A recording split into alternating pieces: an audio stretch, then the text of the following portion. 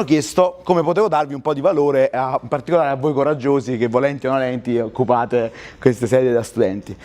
Quindi in realtà, a parte dirvi brevemente che è l'azienda, noi siamo specializzati in componenti per l'automotive, quindi fondamentalmente tutto quello che è in plastica all'interno dell'auto, in qualche modo noi abbiamo la possibilità di produrlo, quindi interni, esterni, area motore non metallica ovviamente. Queste sono le nostre 3 famiglie prodotto principali. Sviluppiamo quest'anno un fatturato di 180 milioni, impieghiamo più di 900 persone, abbiamo 6 stabilimenti produttivi concentrati in Italia ed 1 in Polonia.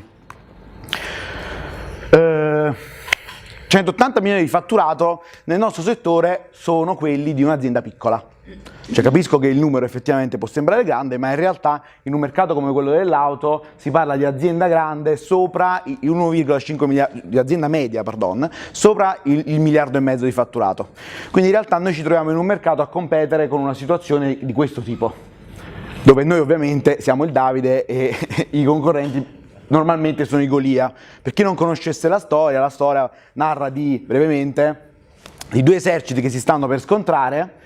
Il campo di battaglia è particolarmente ostico e quindi i 2 generali decidono di proporre uno scontro attraverso i 2 più valorosi dei 2 eserciti, e in qualche modo quello scontro avrebbe deciso se la vittoria o la sconfitta della battaglia.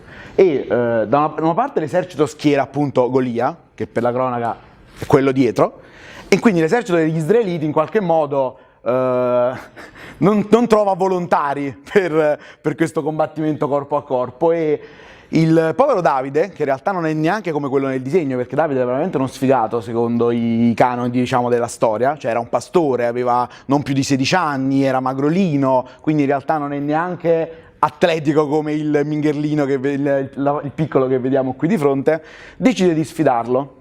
E in realtà appunto la storia narra che lo scontro viene vinto grazie all'abilità di Davide di utilizzare la fionda, quindi con un colpo preciso che in realtà appunto abbatte il gigante Golia colpendolo alla fronte, e si risolve la battaglia. È chiaro che questa battaglia è stata vinta perché è stata giocata in un campo di battaglia che ha dato a Davide un vantaggio competitivo, che in questo caso è quello della distanza, e quindi in qualche modo, come Sapa, noi dobbiamo giocare in questo mercato capendo qual è il campo di battaglia in cui possiamo esprimere un vantaggio competitivo che le altre aziende più grandi non possono esprimere. E quindi in assoluto ovviamente il più grande compromesso che c'è nel nostro settore è quello tra performance e costo, in qualche modo. Perché come sapete la ricerca in realtà la ricerca applicativa nel nostro settore ha 2 grossi pilastri. Uno è quello in qualche modo che si sviluppa attraverso la Formula 1, il rally o ad esempio la Formula SAE, e quindi tutta quella ricerca applicativa destinata a migliorare le performance. Quindi nel caso della Formula 1 elettrica sono delle batterie con una capacità, diciamo, più evoluta, sono delle aerodinamiche più spinte, dei materiali più leggeri. Dall'altro invece l'altro grande filone di sviluppo, che è quello dominante, è quello appunto che è destinato alla produzione di massa, cioè tutto quello che è diventato produzione di massa, dove produzione di massa si intende più di 30.000 veicoli l'anno, in realtà segue un filone di ricerca applicativo completamente diverso e che ha come parametro principale quello di costo. Cioè nell'ultimo secolo nulla è entrato nella produzione di massa che non era più conveniente di quello che va a sostituire. E alla luce di questa cosa, quindi noi ci siamo chiesti come possiamo fare la differenza, e dopo lo vediamo perché abbiamo analizzato un po' quella che è la struttura di costo dei nostri prodotti, e che per voi può essere molto interessante, perché spesso la diatriba principale con i nostri ingegneri, sia di ricerca e sviluppo sia dell'ufficio tecnico, è proprio quella di capire: sì, questo materiale è bellissimo, sì, l'abbiamo testato, però costa anche il 200% in più rispetto al materiale che c'è adesso. Quindi come facciamo a fare la differenza con tutti questi paletti che sembrano insormontabili? Questo è un esempio. Questo è un processo che noi abbiamo automatizzato completamente. Questo componente si chiama C-Lower Pillar, oppure si chiama anche in gergo non tecnico bambola.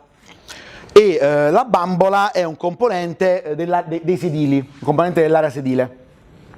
Qui vediamo che in realtà tutta l'operazione è completamente meccanizzata, quindi in realtà l'operatore non fa altro che approvvigionare i componenti alla macchina, e la macchina di fatto restituisce il componente finito attraverso un robot che si occupa come vedete qui, dell'incollaggio. Adesso ci sono due tipi di erogazione, un'erogazione sul perimetro per risvoltare la stoffa dietro il componente, un'erogazione invece fatta sul corpo liscio del componente per farli unire, e in qualche modo poi il componente così incollato ha uno stato di attivazione della colla, perché questa è una colla a caldo, sempre perché per la riduzione del tempo ciclo, che è comunque un fattore di costo. E poi lì sulla destra vedete quella forma con tutte quelle, appunto, le svoltatrici automatiche, quelle gialle, dove è stata posizionata dalla macchina la pelle tesa con un meccanismo sottovuoto che serve appunto a tenere la pelle tesa, appunto. E qui c'è l'assemblaggio finale. Qual è la cosa grandiosa di questo processo? Come vi ho già detto, questo è in questo momento il componente sellato, cioè rivestito in pelle o in tessuto, più grande del mondo. Che noi abbiamo preso un processo che in qualche modo veniva applicato su componenti più piccoli e ci siamo chiesti come poter fare la differenza applicandolo su componenti più grandi. E in questo modo siamo riusciti a ottenere un risultato come questo. Cioè in realtà un tempo ciclo di 10 minuti è diventato un tempo ciclo di 80 secondi, che significa riuscire con una macchina e un investimento da più o meno 1 milione di euro, far sì che una vettura in produzione con 100.000 veicoli l'anno potesse avere questo livello di qualità, questo livello di performance, questo livello di industrializzazione, perché poi il processo è perfettamente standardizzato, cosa che altrimenti non sarebbe stata possibile, o sarebbe stato possibile con un costo variabile del componente molto più alto. Un altro esempio che è questo che sta partendo adesso riguarda la famiglia prodotto dei cover motore, che è il componente che vedete quando aprite il cofano di una vettura. Qui ci siamo chiesti in realtà come potevamo fare la differenza, perché la macchina le vetture dagli anni 80 ad oggi sono andate incontro a un processo di modularizzazione. Cioè mentre la macchina quando è nata di fatto era, i car maker dovevano di fatto montare fino alla più piccola vite, fino al più piccolo bullone, fino al più piccolo componente, negli ultimi decenni si è assistito appunto alla modularizzazione. Che cosa significa? Significa che ogni fornitore in realtà si è specializzato nel comporre un componente che poi viene assemblato sulla macchina, ma non è un componente come un pezzo di plastica, è un piccolo sistema, quindi è tutto l'impianto frenante, è tutto l'impianto elettrico, è tutta la portiera, è tutta la plancia, è il sedile completo. Questo ovviamente ha permesso ai car maker di fare enorme efficienza, perché è chiaro che organizzare una produzione di più di 100.000 pezzi ha un costo superiore di organizzare una produzione di non più di 10.000 pezzi.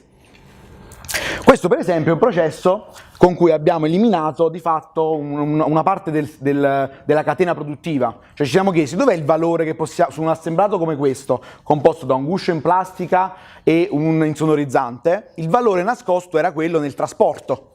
Cioè di fatto noi compriamo tutta quella che è la parte acustica, quindi in realtà ci siamo chiesti come possiamo evitare di comprarla, e abbiamo sviluppato una tecnologia che potesse essere adeguata agli impianti che già avevamo e produrre un risultato finale uguale o superiore a quello che già ottenevamo, senza bisogno però né di un fornitore esterno che ti crea comunque dei problemi di controllo, sia eliminando tutti quelli che sono i costi di trasporto del movimentare questa tecnologia. E in qualche modo quindi adesso una classica pressa di stampaggio a iniezione, che dopo vediamo meglio, diventa di fatto una macchina a due stampi, dove il secondo stampo è quello che crea all'interno della macchina stessa l'insonorizzante. Spesso quando si parla di innovazione in realtà se ne parla poco a 360 gradi, perché la verità è che l'innovazione c'ha dentro non quasi mai solo l'aspetto tecnologico. Cioè quando si parla di innovazione di solito si dice vabbè è una cosa da ingegneri.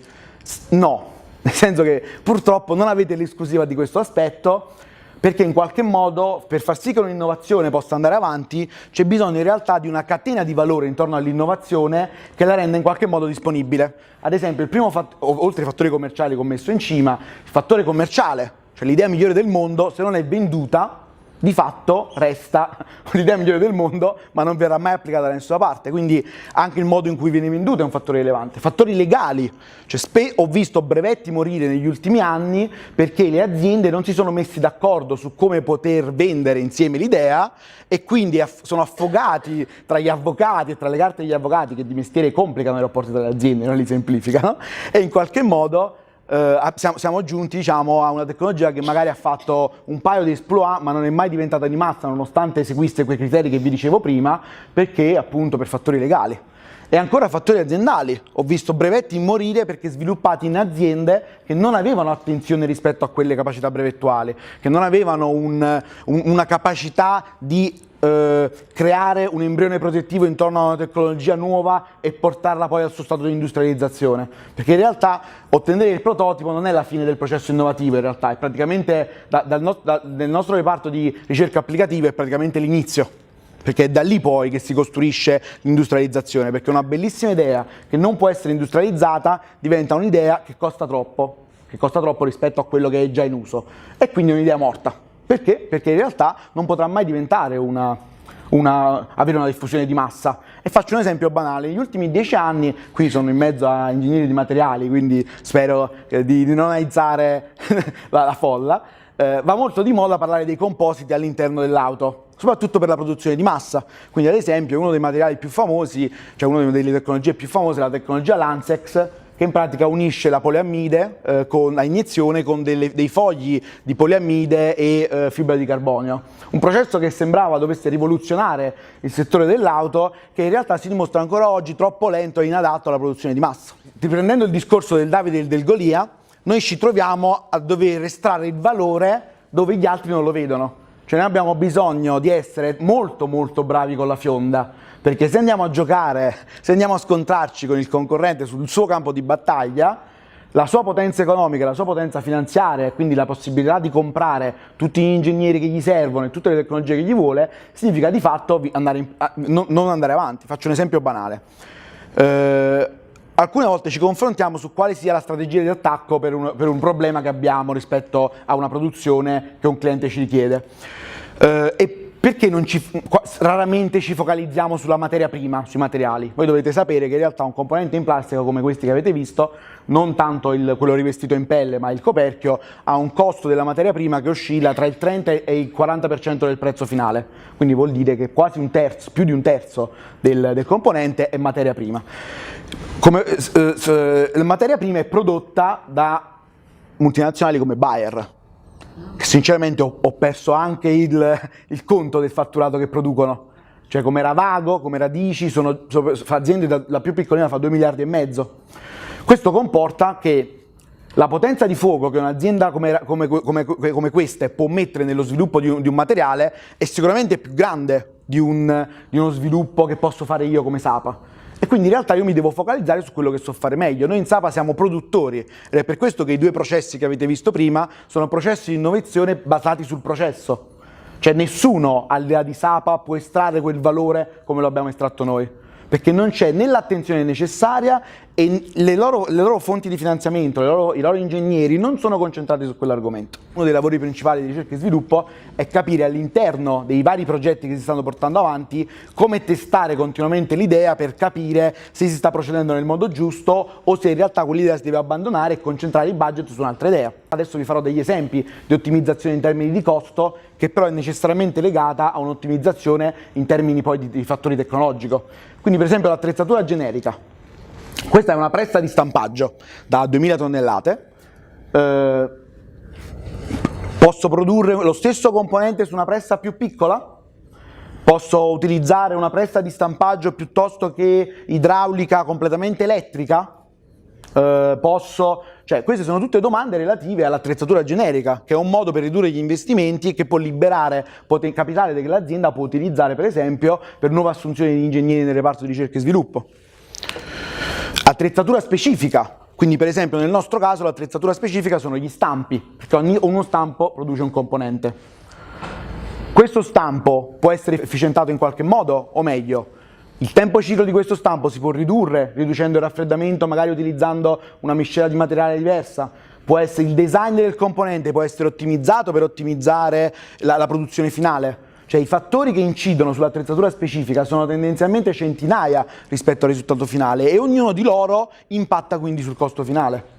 La gestione dei fornitori esterni, cioè come vi dicevo in un sistema complesso in realtà il risultato finale non deriva solo dall'azienda produttrice ma deriva anche da tutti quelli che in qualche modo contribuiscono al componente finale e quindi appunto i produttori dell'insonorizzante, i produttori dei cosiddetti fasteners, cioè ad esempio sul componente che vedete lì sono quei gommini che servono per assicurare il cover motore sulla testata del motore. Cioè, per esempio, questa sembra una banalità, ma in America, ad esempio, l'anno scorso sono stati richiamati 350.000 veicoli perché un cover motore si è staccato dalla testata al motore, l'insonorizzante, che era un poliuretano, in realtà probabilmente di scarsa qualità, staccandosi è entrato all'interno dei meccanismi del motore e 2 auto sono andate a fuoco, ci sono stati dei morti. Un gommino in questo caso, che è un Fartian, un qualcosa da 30 centesimi, può fare la differenza tra un veicolo che ti porta sicuro a casa e invece 350.000 veicoli che devono essere richiamati per controlli. Materia prima costituisce tra il 30 e il 50% del costo dei nostri manufatti, è quindi fondamentale. Quindi come la si può ottimizzare? Possiamo usare un materiale diverso, ma che magari costa di più, però il risparmio di peso che ci comporta fa in modo che in realtà sia più economico dell'altro. Lo vedete come è tutto collegato? Cioè tutto in realtà fa parte tutto in realtà crea il costo finale del manufatto. Cioè, ad esempio, su questo un componente che stiamo testando un materiale che costa 3 volte il materiale che utilizziamo adesso, ma otteniamo una riduzione di peso superiore al 50% e quindi in realtà il materiale che usiamo con la nuova versione costa di meno del materiale che utilizzavamo con la vecchia versione. E ancora l'assemblaggio. Cioè tutto quello quindi che viene fatto in manuale o viene fatto robotico. Come nel processo, nel secondo video che vi ho fatto vedere, noi utilizziamo la stessa pressa di stampaggio per 2 processi diversi. Quindi in realtà non c'è bisogno di comprare un robot che faccia il lavoro all'esterno della pressa, non bisogna alimentare con l'energia elettrica il secondo robot, non bisogna avere la manutenzione ordinaria o straordinaria per il secondo robot. Cioè, quindi tutte queste cose sono cose che spesso non vengono considerate da un punto di vista ingegneristico ed è per questo che in realtà vi dico il vero valore all'interno di un manufatto di questa categoria merceologica è proprio l'attenzione che un ingegnere ci mette sopra, perché in realtà io vi sto parlando di cose relativamente banali, nel senso che l'impegno da un punto di vista tecnologico e ingegneristico che ci vuole per affrontare un discorso del genere è più un discorso di creativo inizialmente, piuttosto che un discorso prettamente tecnologico. Perché in realtà noi siamo partiti, per esempio per quel video che vi ho fatto vedere prima del cover motore, siamo partiti dicendo come possiamo ridurre l'assemblaggio e da quel problema che siamo arrivati al dire ok, facciamo lo stesso processo all'interno della stessa macchina ed è lì poi che è iniziato lo sviluppo tecnologico per ottenere un obiettivo che però era già stato individuato. Imballaggio. Questo è un tema ampissimo, come vedete qui per esempio abbiamo una serie di... Questi sono dei componenti che vengono i componenti che vi ho dato sono, sono un vano motore dell'Alfa Romeo Giulia e Stelvio, e mentre invece questo è un montante posteriore rivestito in tessuto. Questo per esempio ha un imballaggio accessorio. Perché? Perché nella progettazione del componente non si è tenuto conto che doveva essere imballato e quindi in realtà, che doveva essere spedito. E quindi in realtà ci sono dei componenti acuminati che quando viene impilato rovinano il tessuto. Se in fase di design si fosse fatto uno studio rispetto all'imballaggio finale, probabilmente adesso ci sarebbero X euro in meno di imballaggio da gestire ogni anno. E questo ovviamente, e sto saltando a pie pari un discorso che va tanto di moda in questi anni, ovviamente dell'impatto ecologico, perché quando noi partiamo dal presupposto che il rifiuto non è etico, quindi in realtà al di là di quello che è il risparmio economico c'è un impatto in termini ambientali enorme ovviamente. E chiudo con l'ultima slide, che è una cosa che ho pensato di dirvi perché credo che sia molto utile, dato che voi vi affaccerete presto al mondo del lavoro, mi sembra una cosa utile da dirvi. In ogni azienda esistono 2 tipologie di ruolo, in tutti i ruoli, che tu ti occupi di logistica, che ti occupi di ingegneria, ti occupi di sviluppo prodotto, ti occupi dell'ufficio tecnico, ti occupi del commerciale. Esistono dei ruoli che sono un costo e dei ruoli che sono un ricavo. Che vuol dire sta cosa? Facciamo un esempio. Ogni azienda di solito ha un ufficio controller. L'ufficio controller è quell'omino che insieme al direttore di stabilimento conosce l'andamento giornaliero, settimanale e mensile dello stabilimento. Quindi banalmente è quello che in qualche modo fa i conti per capire se le cose vanno bene o vanno male. Il controller di stabilimento è un classico esempio di costo. Cioè di solito lo stipendio del controller viene stabilito a budget, si dice. Cioè si dice quella figura non deve costare più di 35.000 euro l'anno. Ed è quindi una figura che normalmente rimane in un'azienda per 3-5 anni e poi va via perché le possibilità di carriera che ha sono quelle di salire di ruolo, quindi o deve sperare che il suo capo muore che lui è abbastanza bravo da prendere il suo posto, oppure deve trovare il posto di una categoria superiore in un'altra azienda e quindi trasferirsi. E questo è un esempio di ruolo legato al costo. Mentre invece, per esempio, un ingegnere di ricerca e sviluppo può non avere questo problema, perché un ingegnere di ricerca e sviluppo, un ingegnere di sviluppo tecnico ha in mano quello che produce valore nell'azienda. Cioè un'azienda può essere grande quando volete, può essere organizzata quanto volete, ma il valore di un'azienda, come diciamo spesso, esce in maniera poco ortodossa, esce da questa pressa. Cioè quindi se tutto quello che è il valore finale dell'azienda come bilancio è il risultato di quello che viene prodotto qui dentro. E quindi una modifica di design, una modifica di materia prima, un'ottimizzazione in questo senso di fatto produce per l'azienda un ricavo. E se per l'azienda sei un ricavo, il tuo stipendio non è più un costo, perché di fatto il tuo stipendio diventa il motore di quel ricavo che altrimenti l'azienda non avrebbe avuto. E vi ho detto questo come premessa, perché qua vi ho scritto regola dell'80-20? Perché l'anno scorso è uscito uno studio sull'Harvard Business Review, che è una rivista che si occupa di gestire tutto quello che è le dinamiche aziendali, soprattutto organizzative, e questo studio ha evidenziato una regola di buonsenso che però quando poi esce una ricerca scientifica, no, tipo per dimagrire devi mangiare questo, vabbè grazie, lo sapevo, cioè queste ricerche un po' da università americana. La regola dell'80-20 dice che in realtà l'80% della vostra carriera dipende dal 20% delle cose che fate. Che vuol dire sta cosa? Vuol dire che voi non farete mai avanzamenti di carriera per aver fatto quello che il vostro ruolo, quella che è la vostra mansione vi dice di fare. Se voi siete un ingegnere, vi dicono devi fare A, B e C. In realtà A, B e C sono il tuo lavoro e saranno l'80% del tuo tempo. Il punto è che quella A, B, C costituirà come avanzamento di carriera solo il 20% del totale. Perché? Perché in realtà si è visto che le strutture organizzative e quindi i responsabili, i manager, i direttori o chi per loro tendono in realtà a dare un valore molto più alto a quello che non era il ruolo specifico assegnato all'ingegnere o a chi per lui, piuttosto che a quello che è la sua gestione ordinaria. Cioè quello che vi sto dicendo è che il vero valore di quello che farete sarà quello che non mi sarà detto di fare. Grazie.